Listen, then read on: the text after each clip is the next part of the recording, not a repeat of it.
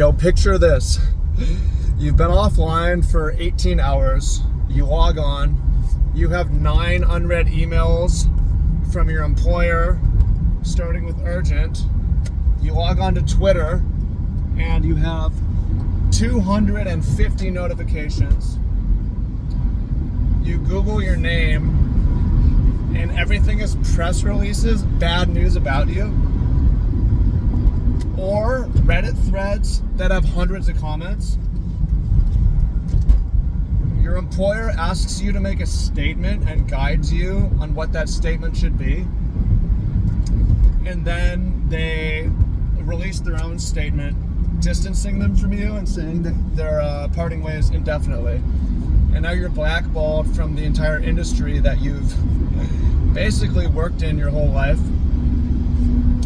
This is my true story of being canceled twice. And I'm telling this story because one of you guys asked, and it's just such an interesting, unique story. Because it doesn't happen. I mean, I'm telling it, and I think it might be unrelatable. It's probably unrelatable. Has any of you guys been canceled? No. Do you know anyone who's been canceled? Do you know anybody who got canceled twice? It's so insane. It's a crazy, insane story. But yeah, people ask, so I'm going to tell it. You know, I mention it. It's part of what makes my story unique and what makes my story rich. And in particular, it's going to do a couple things. One, some of y'all guys have asked what to do about shame. Well, I'm going to talk about shame in this video. But the guy who asked me to make this video was specifically asking, how did I get through that time emotionally and what came out on the other side? But my intro, what I've told you, it's even way worse than that, man. Like, I was getting on a plane and there was people who who were talking about me in front of me. I'm like, yo, I'm here. Do you guys see me? They're strangers. Yeah, it's just crazy. So if you don't know me, welcome and much love. Trav here. I'm an adventurer and entrepreneur. I live here on Oahu. I'm a private adventure guide. I just dropped my guest off. I'm on my way back. Just bought some arrow points, some broadheads, so I can go hunt goats up in the mountain. Got my bow at home. Just started practicing with that. I do marine wildlife tours. I chased off a shark at work the other day. I do high-risk cryptocurrency trading, and I do YouTube, and I do a little bit of coaching as well. So previously I was a professional card player and influencer, which gets us to the interesting thing. So the industry that this happened in is Magic the Gathering. I'm going to assume y'all are somewhat familiar. It's a collectible card game brand. It's huge. I got into this when I was 5. I was born in 1990 in Seattle, and the game was launched in 1993 in Seattle. So I got some cards, and it just led to me being good, because when you start something at 5 years old, and it just came out at 5, by the time I'm 20, no one's been doing it longer than me, and I'm younger than everyone. So it was just better than everyone, basically. So I became a professional player. There's more to the story, and I'll add a little things, but I used to think it was because I was like unusually smart or like had some kind of special gift. No. I just was right place, right time, got lucky. And did I really get that lucky? One of the most important things is don't spend your life getting good at the wrong thing. So I spent a lot of my life getting good at the wrong thing, which is playing games. None of what I do is relevant to me now, but I've been adaptable, and I learned important lessons from that, including the emotional lessons that I'm going to share with you. But yeah, I mean, I grew up with a family that stayed together and had a little bit of money and could buy cards here and there, but I quickly realized that, I can make money from this, because there's a lot of money sloshing around. I can make money. I made money so many different ways in this industry. Reselling cards, working a vendor, doing well in tournaments and selling the prize, especially when I had deals where people would lend me cards and then I'd give them a prize split. I made money in Magic Online auction rooms, arbitrage with bots, trading. There's so much money sloshing around in this industry. And the big honeypot, though, was content production. As these card stores were making so much money selling cards that they hired, back in the day, things have changed a little bit, it's still similar, but they'd hire a big stable of writers and content producers and pay pretty good money. Right out of college, I was getting paid $200 for a weekly article, which didn't take me that long to write, and $200 for a weekly video, which didn't take me that long to write. That was a pretty sweet gig. For a lot of people, that was just a side thing, but for me, I combined that with streaming, and that was my full-time thing. And this was 2012 when I graduated, so looking 12 years back, where you could do more with that money, obviously inflation. And my style in this was, I was innovative, I was different, I had a chip on my shoulder, didn't mind arguing, I had the time to do it. And part of my strategy was to get as much attention as possible, because I knew I could monetize that. And one of the ways I did that was by responding to every comment. So y'all can say, never read the YouTube comment. I still, on this channel, I respond to every comment. So on my employer's website, they had a Facebook plugin, and I'd respond to every comment, because that would drive people to my Facebook page. And I amassed a big following on Facebook pages. I started streaming. I was one of the first streamers. And at one moment, I was the biggest streamer for Magic the Gathering. It was pretty early. I didn't have a huge audience, but I would sometimes have thousands of people watching me play at a given time. I just wasn't that good at handling myself.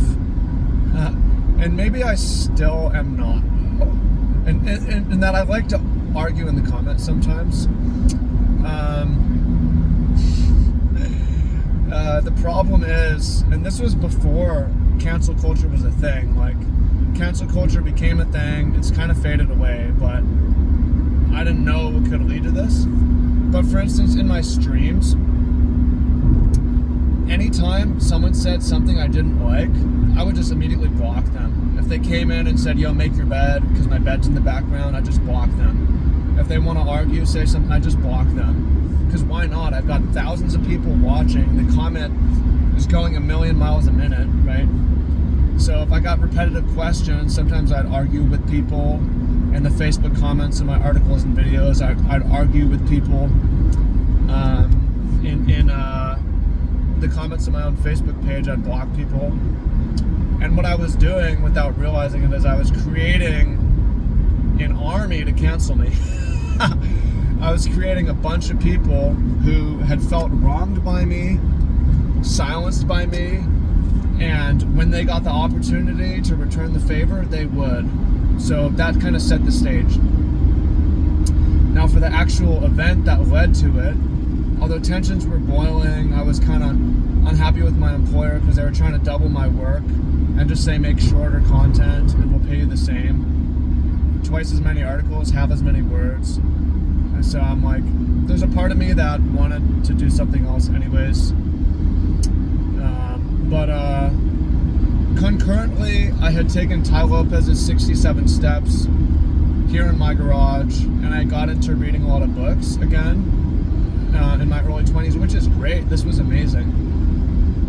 And I had a little crowdsourced project where I was like, I'm interested in the history of influential books, and I want to read all of them. So if you don't know, Gilgamesh is the oldest known book, although it was discovered more recently.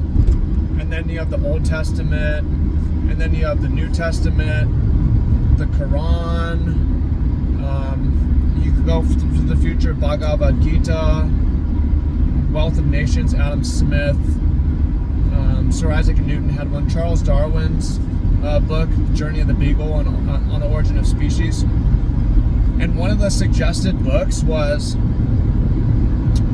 Mein Kampf by Adolf Hitler.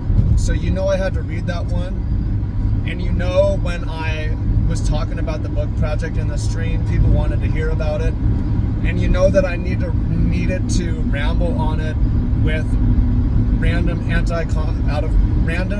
out of context Nazi ideology with choice quotes like, in many ways Hitler was a genius, which he was in terms of his understanding of how to rile people up, right, and create a mass movement. But I said a lot of things that are pretty... I gotta decline this. My buddy's calling, I'll call back. I said a lot of things that are unsavory. In the context, it was like, okay, Trav's just like doing a book project on Mein Kampf, and he's sharing some Nazi ideology, but clearly he's not a Nazi. And also, I know I'm not anti-Semitic because a lot of my friends growing up are Jewish, my best friends, and actually after the fallout of this and I become unemployable, a Jewish family takes me in, and that's when I tell the story of sleeping on a couch, fold-out couch in a basement in Seattle in the winter with no warm clothes. I didn't even own a car. I had no money. Unemployed, unemployable, canceled. That was with this Jewish family, which was my friend's parents, and he was off at college, or no, he had just moved to Colorado.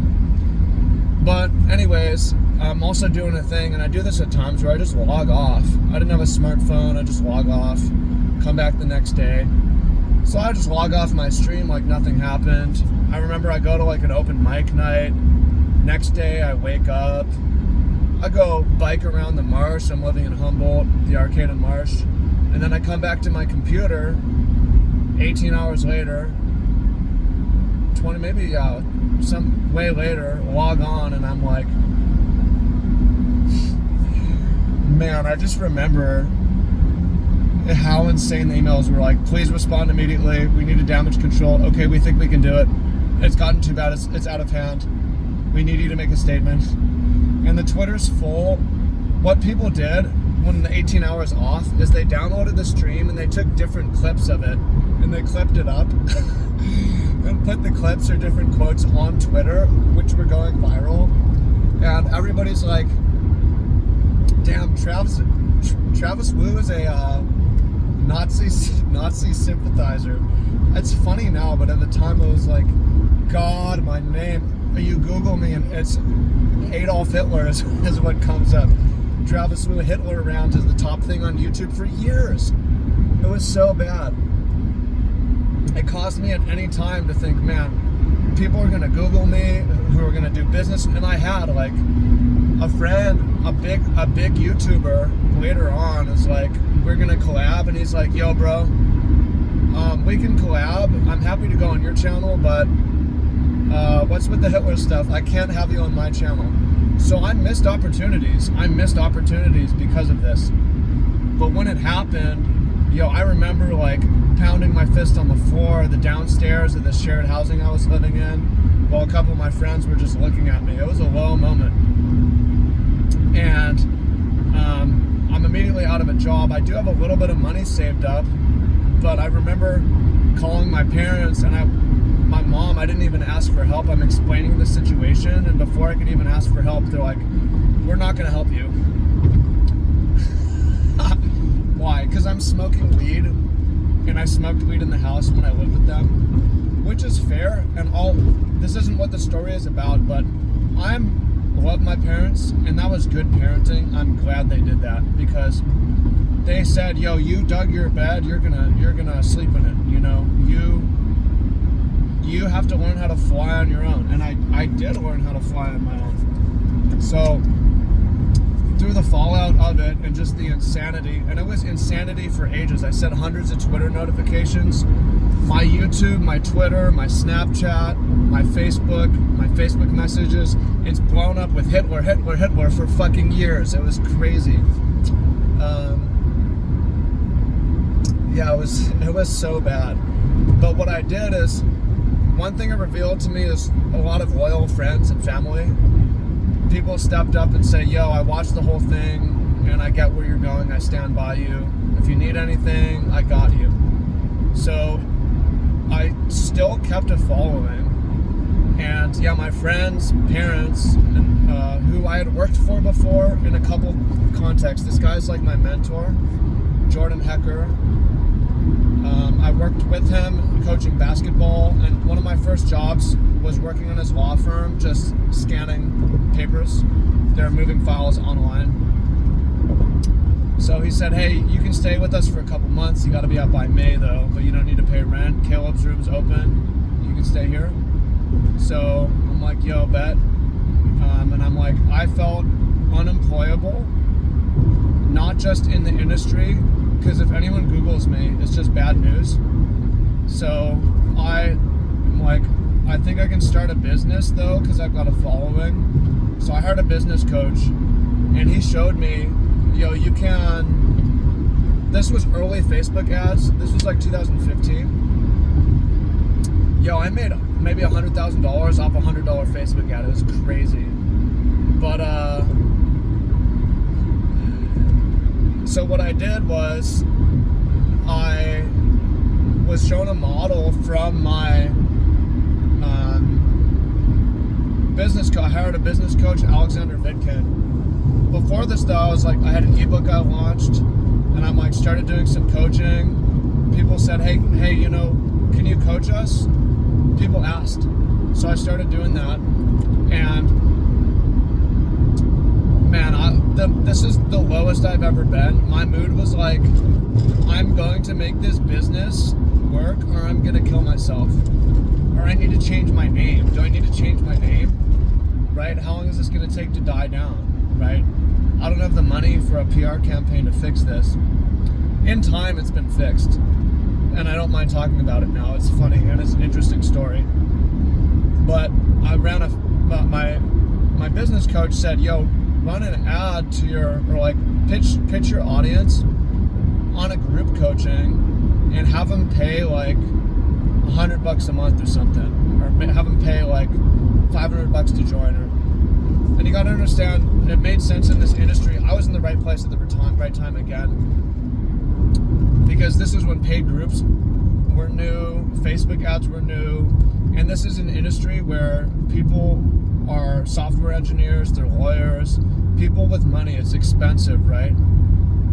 So I ran a Facebook ad offering coaching with a link to a scheduler app, and yo, it was 8 hours back to back to back to back to back to back every day for weeks of sales calls. And it wasn't just a sales call. I'm talking to some fan who's been with me for an hour, for eight different people, 8 hours, and I'm learning sales calls, and also I'm learning these people's stories. I talk to people from South Africa, I talk to people in Russia, I talk to people in Singapore, I talk to people in all across the US, Canada, Mexico, and within a couple months I doubled my income. I went from making like 30 grand in a year to 60 grand in a year. So, you know, there's like shame in not wanting to talk about it for a while, but some of the things that I got through that were, yo, I'm adaptable. I can do anything. Throw anything at me. Yo, I forgot one also things. Another thing that happened is I was supposed to be in a movie, a documentary, Enter the Battlefield, about Magic the Gathering. And during the canceling, I got a call from the producer like, yo, we don't want to do it. We like you, but there's pressure. We're scrubbing you from the movie, and it's delaying post-production. We fucking hate it, but we have to do it. But anyways, yeah, so I get through all that shame, and I moved back to California, and I'm making more money now, and I'm my own boss now, and I'm like, yo, one, I'm my own boss, and what's worse than what happened? I had this feeling of that I'm invincible. Not invincible exactly, but like double jeopardy, where like you can't get charged for the same crime twice, right? So I'm like, yo, I've been canceled once. I can't get canceled again. And also, my canceling doubled my income. So what's gonna happen if I get canceled again, right? It's gonna be good for me. So I lost so much social fear from that. And another thing that happened is this is one of the things that allowed me to be who I am, where I've got the dreads. I shower and I bathe in the ocean. I walk downstairs backwards. I'm different, and people judge me. I don't care. My vibe is like, y'all motherfuckers don't know me. You could never know me. You don't know who I am. You don't know what I've been through. And it's because I'm trying to convince people I'm not anti-Semitic. I don't care for Hitler. It's just I cannot convince people, right? So it's like the discrepancy between who I am and who people think I was just too great to convince, where it's like I basically just gave up on what people thought about me because they cannot think worse and they cannot be convinced. So from here, I've got my business running, and I'm just making a ton of attention on more than any. I'm not streaming anymore, but I'm running Facebook ads nonstop, hundreds of dollars a month in ads, huge impressions. Everybody in the industry is seeing my ads. I'm not making crazy money, but I've got a cash cow at this point because I'm going around. I had a parlay of tournaments. I don't need to tell the whole story here, but I went up to Portland after this all went down, and I hadn't played in a tournament for a year and a half because I was focused on making money. My life was unstable, and I wasn't planning on playing in this tournament. But I got up there and I'm like, I can't go to a tournament and not play. I'm not really prepared. I have no cards with me. The night before the tournament, I go to the tournament hall and ask around, borrow cards, get the deck. And these tournaments, there's 1,600 players, 2,000 players, and the top 8 gets to go play in a private tournament. The private tournament, they fly you out. It's in some potentially exotic location. And I've done this before. I've top 8'd these before, but I mean, what are the odds? 8 out of 1,600 is what 1 in 200 people make it. So it's a 15-round tournament. It's 9 rounds in the first day, 6 rounds in the second day, and then 3 rounds to top 8. So 18 rounds if you make it to the finals. And 8-1 the first day. Second day, you have to be at least 13-2 to make top. You can't lose more than twice out of 15 rounds. And this is like pretty random game. So you have to be an insane hitter, and you have to have a huge advantage, which I did. The deck was awesome, and it was thanks to my business, created like a mastermind, a hive mind of strategy, and I just picked the best strategy that people would come up with, and I ran with that. And it comes down to a point in the tournament where if I don't draw the right card, I lose. If I draw the right card, I win. And the tournament's over, or the tournament continues. I draw the right card, and what do you know? It takes me to Hawaii, because now I'm top 8 in the tournament. Now I'm in the finals of the tournament. Invite to Hawaii. I'm out in Hawaii. This is the parlay where top 8 in Portland, 12th place in the private tournament in Hawaii. Now I'm out in Ireland for the private tournament. Now I'm touring around Amsterdam, Sweden. I'm in Spain. I'm in France. I'm in Mexico. I'm in Japan. I'm in Nashville, Tennessee. I'm in Richmond, Virginia. I'm in Baltimore. I'm in DC. I'm in San Antonio, Texas. I'm in Vegas. I'm back in Seattle. I'm in Albuquerque. I'm in Phoenix, Arizona. I'm in Los Angeles. All in 1 year. There's one crazy year. And when I'm back in Humboldt for a respite in the middle of the year, I go with my buddy Mike Railton to a track party of the university track team. So I'm like 26, 27, and I'm at a college party, and I'm holding some kid's leg up while they're doing a kickstand. And Mike's got a great idea. So for my marketing, I had an awesome fucking marketing system, different strategies. I had a business I had a Facebook page called Magic for Good, and that was just discussion about magic, positive attitude, Magic the Gathering. And one of the things I did, here's a business tip, which you can't copy this, but it was just the level I was on of things that I was doing. I hired VAs from the Philippines. I had them make Facebook profiles of Magic characters. I had them go into Facebook events of the major open tournaments and add as many people as they could as friends.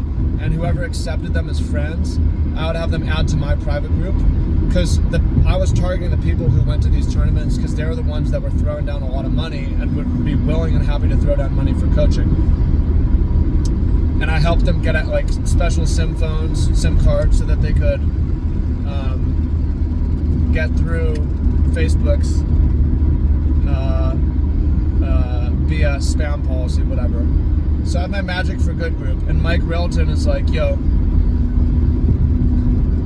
what about Magic for Bad? Make a Facebook group where anyone can say anything. And I'm holding this kid's foot up at the kicks, doing a beer cake stand. I'm like, that's a great idea. I work for myself now. I have my own business. I cannot be canceled. Nobody can call my employer and say, cancel me. My friends and fans and supporters pay me. I cannot be canceled again, right? So why not? I can just push the envelope. Now in this group, it's a lot less about what I said. I didn't really say that much, but this was when Harambe was a thing. There's a lot of Harambe memes.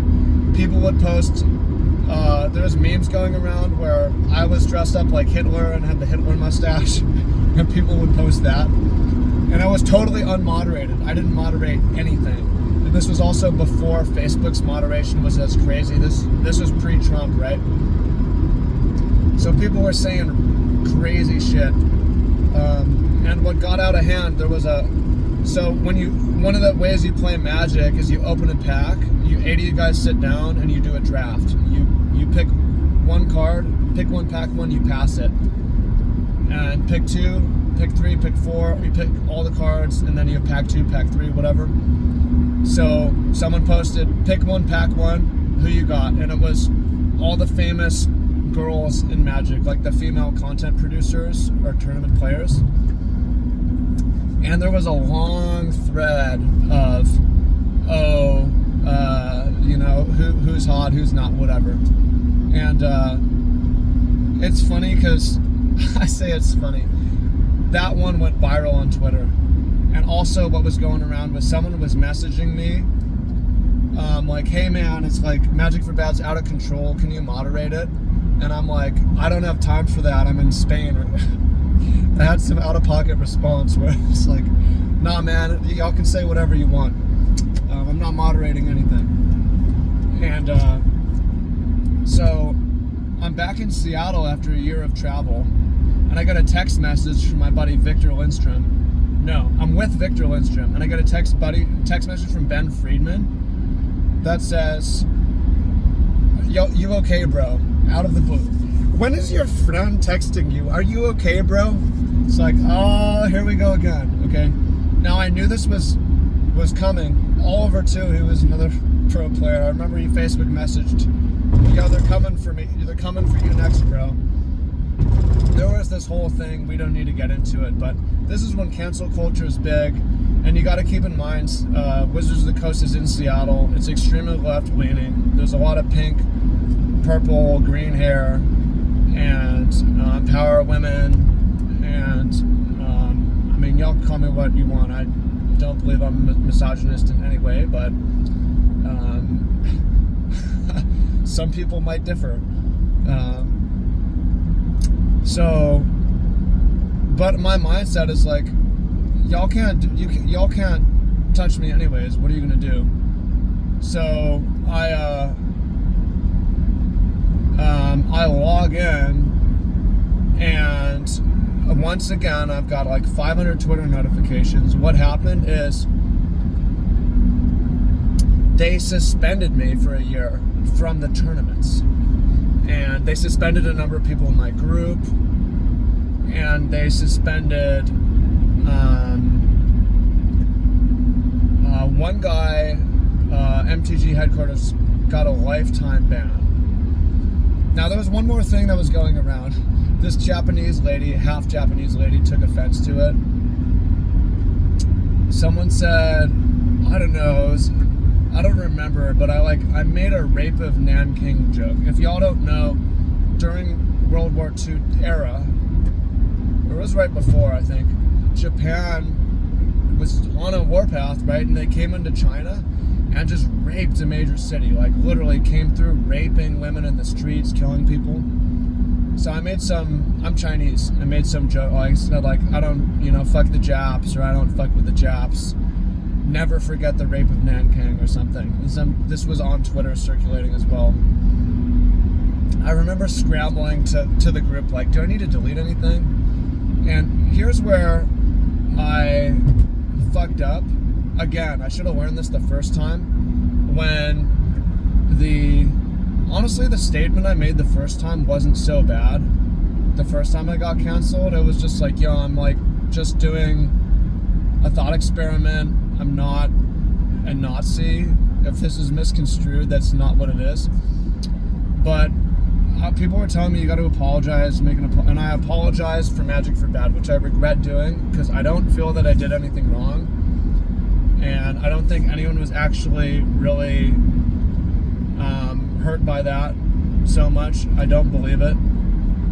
Maybe someone was, but maybe I'm wrong. I opened myself up to being wrong here, but I sort of regret apologizing because it was such a funny group, and I shut the group down, and yeah, I got suspended for a year. So that canceled me in a way because even though I had no employer, I'm piggybacking on Wizards of the Coast.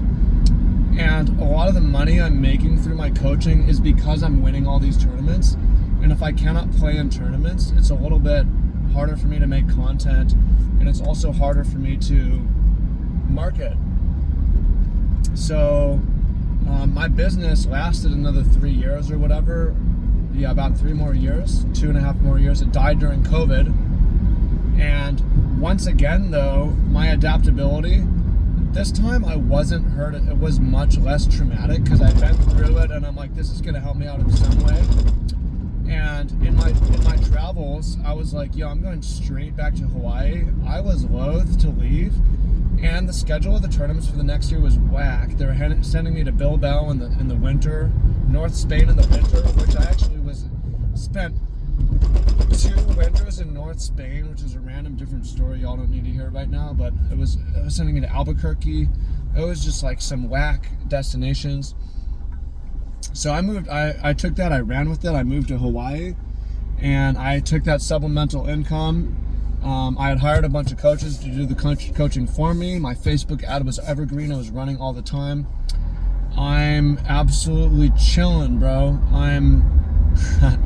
That was great. That was the time to move. If I had still been doing Magic during COVID, I might have had a bad COVID experience, but I was working on a farm in Hawaii and I had an awesome time, at least in terms of how I was spending my time. And yeah, once again, so I've never gotten that much attention again in my life, and I don't know that I want to, because I found that you can monetize attention and use it to change your life. But it is very unpleasant. The experience of people talking about you in person and overhearing them, and they're strangers, and they don't know you're there, actually. And you're in an airport, not a Magic tournament. It made me feel like a celebrity, but I felt like for the wrong fucking reason, right? Fame, I would much rather have money than fame. Money, you can change your life. Fame, you can change your life with, but it's harder to turn it off. Now, over time, it's faded. People don't recognize me as much, and I'm not really connected with that as much. And yeah, the SEO, you Google me, you find other things. But yeah, the main things that I learned is who's loyal. A lot of people reveal themselves as being super loyal, and some people reveal themselves as not being very loyal, right? Of like cutting off communication with me, and I'm like, I guess y'all don't really know me like that, but it is what it is. And again, I think one of the most valuable things I learned from it, well, one was the ability to how to fly, be adaptable, And also, again, is really not giving a fuck about people judging me or what people think about me. Like, you are all wrong. You do not know me at all. You have literally no idea who I am. And that also helps me a lot with women, where it's like, I'm not trying to qualify myself. I'm not trying to tell my whole story. I got stories for days if you want to hear them, but I usually don't tell this story, especially not in a 35-minute version. You guys got the full one. Maybe take this down, I don't know. But again, I'm interested in seeing what you have to say. I'm interested to see if this video gets a lot of views. I expect it to get very, very little because it's so unrelatable. Who's been canceled twice? It's so insane, but it's an important part of my story, I guess. And yeah, I hope you found it interesting. I don't feel any shame about it. It's been so long. It's like just a different part of my life, different chapter. So yeah, appreciate y'all. Thanks for listening to the story. And if you want to hear more stories, there's a lot of things that I reference in my videos, but I leave it as just a reference. And I would be happy to tell the full story on some of these things if you want to know. So, yeah, comment down below and I'll be happy to do it. Much love. Appreciate y'all. Peace.